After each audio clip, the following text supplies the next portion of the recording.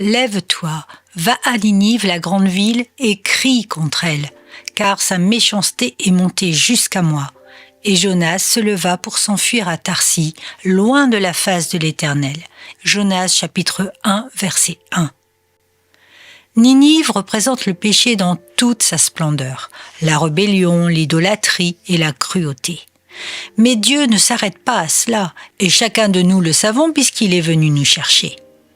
Certains ont tendance à penser que certains péchés sont plus graves que d'autres, mais Dieu ne fait aucune différence entre les uns et les autres. Le péché reste le péché. Le salaire du péché, petit ou grand, quel qu'il soit, c'est la mort.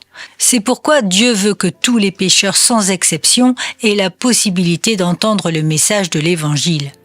Tout homme, quelle que soit sa race ou sa religion, quel que soit son péché le plus cruel et le plus ignoble, quelle que soit sa vie dissolue et méprisable, a la possibilité d'être sauvé s'il se tourne vers Christ et se repent de ses péchés.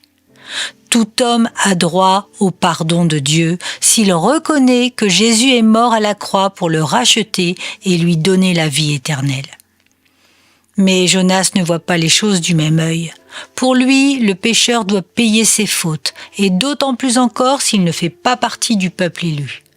Si Jonas exprime sans hypocrisie son cœur devant Dieu, il dévoile en revanche son manque de compassion pour les âmes.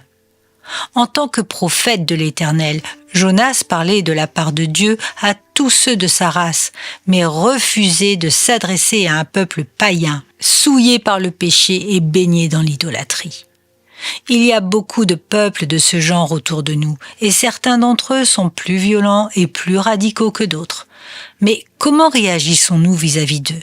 Allons-nous nous cacher loin de la face de l'Éternel pour ne surtout pas les approcher ? Fermons-nous notre cœur envers eux ? Refusons-nous d'intercéder pour leur âme afin qu'elle soit touchée par l'Évangile ? Il est bon de se rappeler que Dieu ne fait aucune différence parce qu'il veut sauver des hommes parmi toutes les nations et parmi toutes les religions.